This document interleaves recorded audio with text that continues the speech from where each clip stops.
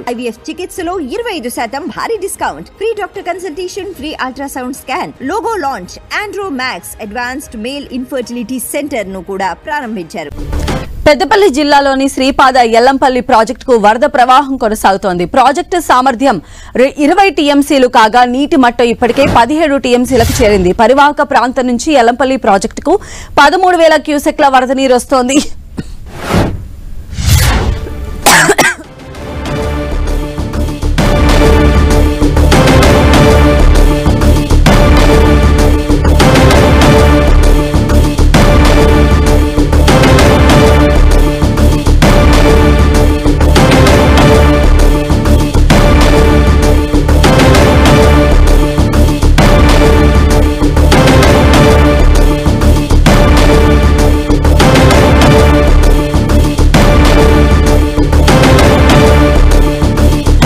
So Peddapalli జిల్లాలో శ్రీపాద ఎల్లంపల్లి ప్రాజెక్టుకు వరద ప్రవాహం కొనసాగుతోంది.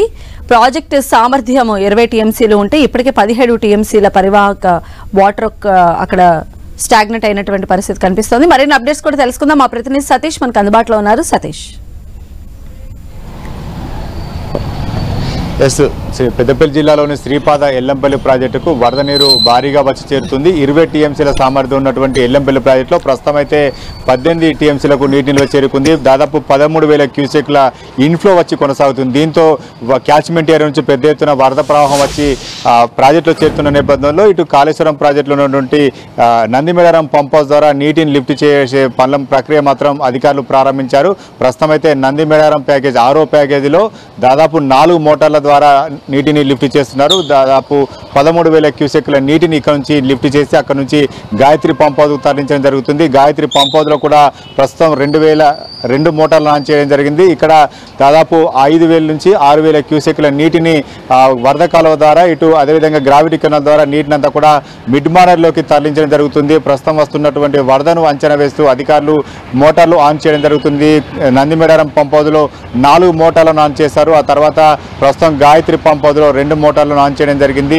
వస్తున్నటువంటి వరద నీరు అదేవిధంగా పెరుగుతున్నటువంటి ఇన్ఫ్లో నీటి మట్టం ఆధారంగా నీటిని లిఫ్ట్ చేస్తామని చెప్పి అధికారులు చెబుతున్నారు. ఇప్పటికే ప్రభుత్వం కూడా ఇరిగేషన్ సంబంధించినటువంటి అధికారులకు ఆదేశాలు కూడా జారీ చేయడం జరిగింది. ఎల్లంపల్లి నుంచి నీటి లిఫ్ట్ చేయాలని చెప్పి ప్రభుత్వం ఇచ్చినటువంటి ఆదేశాల మేరకు అధికారులు నీటిని ఎత్తిపోతలు మాత్రం ప్రారంభించారని చెప్పుకోవచ్చు. ఈ నీటిని మిడ్ మానేర్లో ప్రస్తుతం మిడ్ మానేర్ కావచ్చు, లోయర్ మానేర్ కావచ్చు, మల్లన్న సాగర్, కొండపోచమ్మ సాగర్, రంగనాయక సాగర్, అనంతగిరి ఈ ప్రాజెక్టులో నీటి నిల్వ తక్కువ ఉన్న నేపథ్యంలో ప్రస్తుతం అయితే నీటిని మిడ్ మానేర్కు తరలించడం జరుగుతుంది. ఆ మిడ్ మానేర్లో నీటి నిల్వ పెరిగిన తర్వాత వస్తున్నటువంటి వరదను అంచనా వేస్తూ నీటిని అంతా కూడా ఇటు లోయర్ మానేర్ కావచ్చు, కొండపోచమ్మ, మల్లన్న సాగర్ వరకు నీటిని తరలించే అవకాశం ఉంటుంది. ప్రస్తుతం అయితే ఇటు శ్రీపాద ఎల్లంపల్లి నీటిని అంతా కూడా లిఫ్ట్ చేసేటువంటి ప్రక్రియ మాత్రం ప్రారంభమని చెప్పుకోవచ్చు.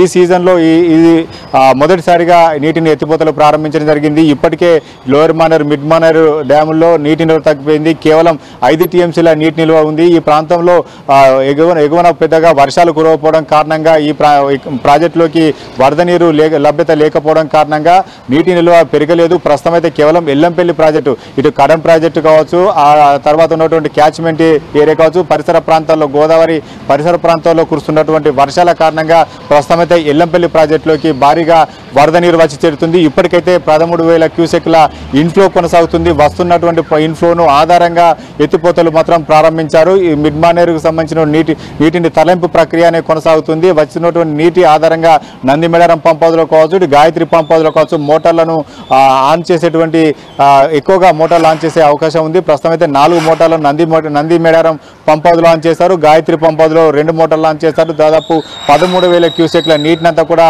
లిఫ్ట్ చేయడం జరుగుతుంది. గ్రావిటీ కెనాల్ ద్వారా ఈ నీటిని అంతా కూడా మిడ్ మానేర్లో తరలించడం జరుగుతుంది. పెరుగుతున్నటువంటి వరదను అంచనా వేస్తూ అధికారులు నీటిని తరలింపు అనేది కొనసాగుతుందని చెప్పి ఇటు అధికారులు చెప్తున్నారు.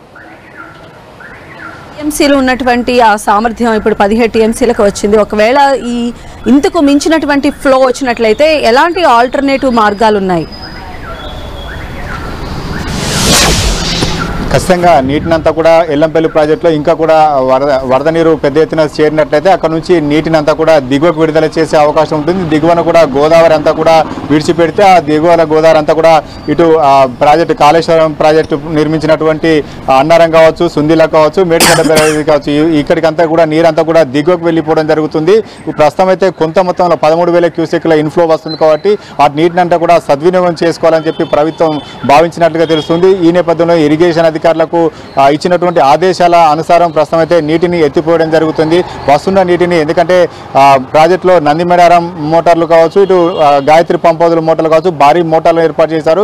ఇక్కడ ఉన్నటువంటి నీటినంతా కూడా ఈ మిడ్ మానేరు కావచ్చు, లోయర్ మానేరు కావచ్చు, కొండపోచమ్మ, మల్లన్న సాగర్ తరలించినట్టయితే అక్కడ నీటి నిల్వ పెంచుకునే అవకాశం ఉంటుంది. కాబట్టి ప్రస్తుతం అయితే ఎత్తిపోతల ద్వారానే నీటినంతా కూడా స్టోరేజ్ చేసుకోవాలని చెప్పి ఇటు ఇరిగేషన్ అధికారులు భావిస్తున్నారు. అందుచేత నీటినంతా కూడా లిఫ్ట్ చేస్తున్నారు. ప్రభుత్వం కూడా ఆ రకంగానే ఆలోచన చేస్తుంది. ప్రస్తుతం అయితే మేడిగడ్డ బ్యారేజ్ నుంచి నీటిని లిఫ్ట్ చేసేటువంటి అవకాశం లేకపోవడంతో ఇటు ప్రస్తుతం ఎల్లంపల్లి నీటిని సద్వినియోగం చేసుకునే దిశగా ప్రభుత్వం ఆదేశాలు జారీ చేసినట్టు తెలుస్తుంది. ఇక్కడ నుంచి నీటిని ప్రస్తుతం అయితే దిగువకు విడుదల చేసేటువంటి అవకాశం మాత్రం కనిపించడం లేదు. ఎగువన నిర్మించినటువంటి ప్రాజెక్టులకు ఎల్లంపల్లి ప్రాజెక్టు సంబంధించినటువంటి వాటరే ప్రధానం కావడంతో ఈ నీటినంతా కూడా బ్యారేజీలకు, ప్రాజెక్టులకు తరలించేందుకు అధికారులు మోటార్ లాంచ్ చేస్తున్నారు. ప్రస్తుతం అయితే గేట్లను ఎత్తి నీటినంతా కూడా దిగువకు విడుదల చేసే పరిస్థితి లేకపోవడంతో ఇటు నీటినంతా కూడా ఇతర ప్రాజెక్టులకు తరలించేటువంటి ప్రక్రియ మాత్రం కొనసాగుతుంది. రైట్ సతీష్.